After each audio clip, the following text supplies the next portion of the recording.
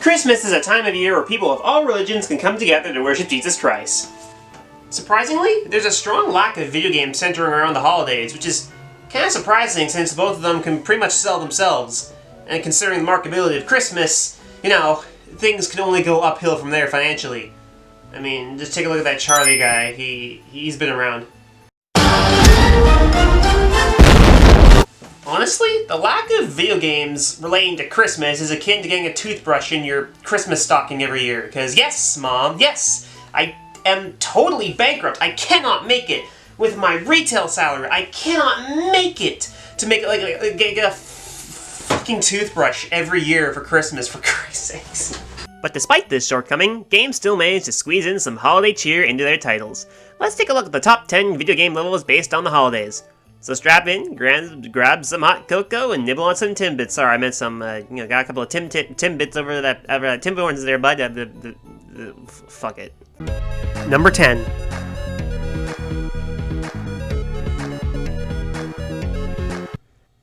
A lot of the time, certain games have this system that takes place over the course of a year. And while I may not be as well versed in this genre, or let alone Stardew, as other people are, I can see the overlying grammar that is the finality of the holiday season. Is that even a word? Who cares? When I saw this, I knew my friends and I were gonna have a great one. Okay, well, I did. Okay, Mars and Matthew were less eccentric. I played with them during the summer, okay? Now shut the fuck up! Number 9.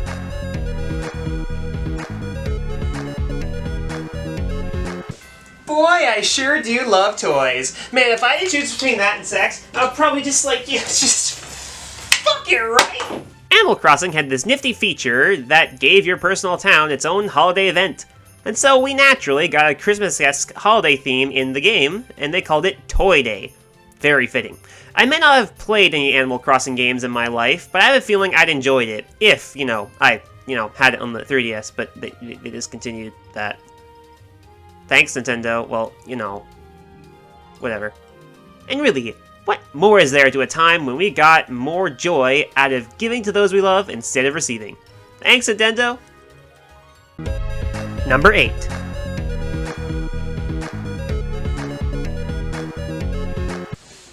Anybody remember Nights? Oh.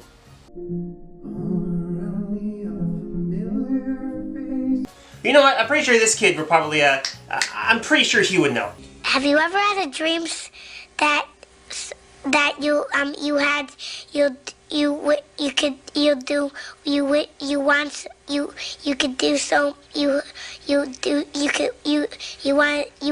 him to do you so much you could do anything? An astute question for an astute mind. That kid's got manual labor written all over his future. How the fuck does this all relate again? Sega wanted their game, Nights into Dreams, to have some DLC in time for Christmas. So after some studio crunch time, we got Christmas Nights into Dreams. Wonderful levels accentuated with the love of Christmas! A missed opportunity if I do say so myself. They could have labeled it Holiday Nights instead. It would have had a much better ring to it. And it would have been more inclusive to everyone around them. However, I can't imagine a better way to encapsulate the beauty the night of Christmas Eve brings to what would be repelled in day's harsh light. In this series of games, we are gifted the ease of gentle dreams of nighttime's embrace.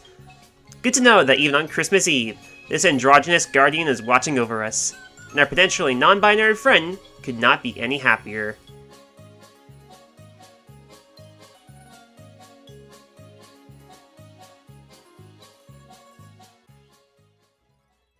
Number 7.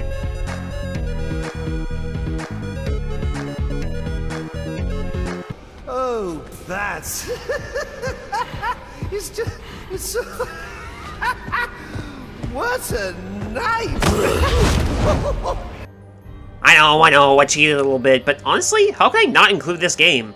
And for those of you who are thinking, oh, Nick, why would you put this game so low on the list? I'm so bothered I should probably go over to my Pattonsworth and go on the Davenport and play some Sonic the Hedgehog 3. Because I didn't play it, aight? I just looked up the cut schemes online. I mean, look at this shit. Where's my goddamn eggnog? Okay, okay, it's Arkham City. It's Arkham City! Okay, seriously? I know this game was made by WB Games Montreal, a Canadian company at that, and I'm proud of because I'm a proud Canadian patriot of the provincial borders of Canada, god damn it! But this is literally just tracing over assets that were used in Arkham City. It's even snowing like it did in the last game. Who designed this game? Okay, listen. Okay, guys, listen, okay, shut the fuck up. Okay, listen. Like, okay, this game was meant to be sort of a situation like whet our appetites until Arkham Knight capped off the franchise. But ironically, it still looks like a copy and paste job. But at least it had a much better story than Arkham Knight. Plus it had proper Deathstroke fight, and somehow the composers found a way to make Joker's theme and Carol of the Bells match in terms of thematic tone. Like, seriously, how is this a Christmas theme? All in all, Arkham Origins, whilst clearly being the equivalent to a discount Majora's Mask, I still find it as an underrated title in the Arkham mythos. Number 6.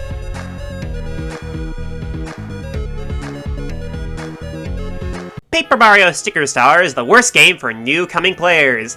It completely dissolved what made the originals great, because come on, who needs story, actual RPG stuff, and lovable companions? Yeah, I got an idea. Let's just take all the different species in the game and just make them a bunch of toads! Yeah, like we don't have enough of those already! Hey guys, got an idea. Let's just leave our cubicles and just not give a shit! Yeah, well, okay. This game is here for nostalgia reasons on this list. This was, in many ways, my first true Mario experience. I got it for my 3DS on Christmas Day. I read about it in Nintendo Power just before the holidays hit. And the nights following after Christmas Day, I played it on my flight trip to my dad's for the holidays.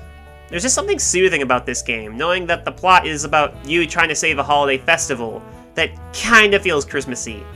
Even though I never got far until years later, with a rock through. Yeah. Still, going back to the snowy levels every year makes me, happy. Like, going back to those levels in Area 4, it always manages to recapture some of those memories when they happened. You know? Nostalgia. Yeah. Maybe that'll give the game some redemption points. Number 5.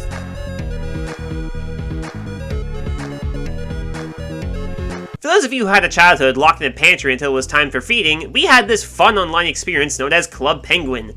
We all remember the great memories that came from the OG internet, back to a simpler time when we actually had to try hard to troll or piss off people online. Nowadays, it's just too easy. Say one wrong thing or one slur and everybody clambers up your ass like it's, 5th day of November. That's not a holiday. Whoa, what happened here? Yeah, Club Penguin around Christmas time rocks. It makes absolute sense when you think about it. Penguins, polar regions, they resonate well with each other this time of year, you got tip-tapping, happy feet guy. What more could you ask for? That's not a Christmas film. Stop showing this at my local Walmart. Please. What with all the decorations, the free items, the useless coins for change charity system that doesn't actually improve the lives of others? Oh, yeah! But the real highlight here is the music. Even if you don't play this old classic game every day, you can still drop by Club Penguin to see how it's faring these days. It's kind of like going home to visit your family, and never talking to them again after. An accurate representation of the capitalist society that banks on the retail market that keeps us from seeing our loved ones during the holiday season. Merry Christmas, everybody! No one cares!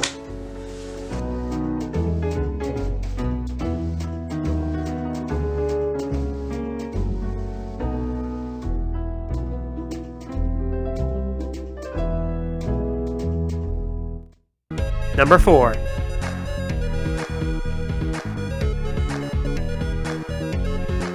For those of you who have seen my Army Men video, you know I have a hyperfixation on these plastic green army guys, and this one's too small. Army Men Sarge's Heroes is a game about toys, so naturally they decided the last level should be a living room on Christmas Eve. It just comes out of the blue. There's no lead up to this. It just suddenly happens. It's like that one episode in Aqua Teen Hunger Force where the boys accidentally kill Santa, so they spend all year getting ready to save Christmas the next year. It just happens. What do I care? What do I care? It's fun blasting those tan fuckers back to Lucifer. Not to mention the sense of scale adding to the grandiose finale of what, in my opinion, is pure gaming nostalgic bliss. Christmas is a time of joy. Giving. Never. Loving thy neighbor. Hang on. It's gonna be okay. Peace on earth. and the murder most foul.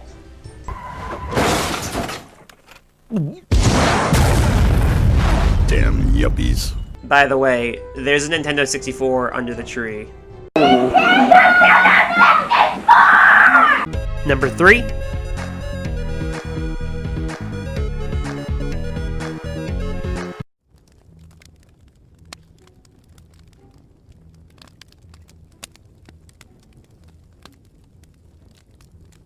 "'Twas the night before Christmas, and all across the land, not one Sega executive sought to decorate the brand. For they knew, so it would seem, that it would only alienate fans of with other faiths to them more true than the Catholic would deem.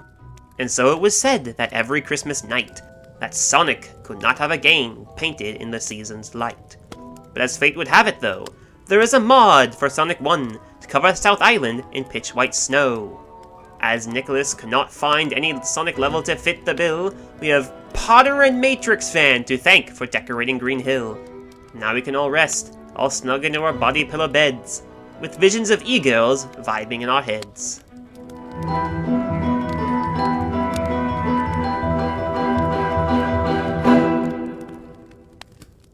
Number 2.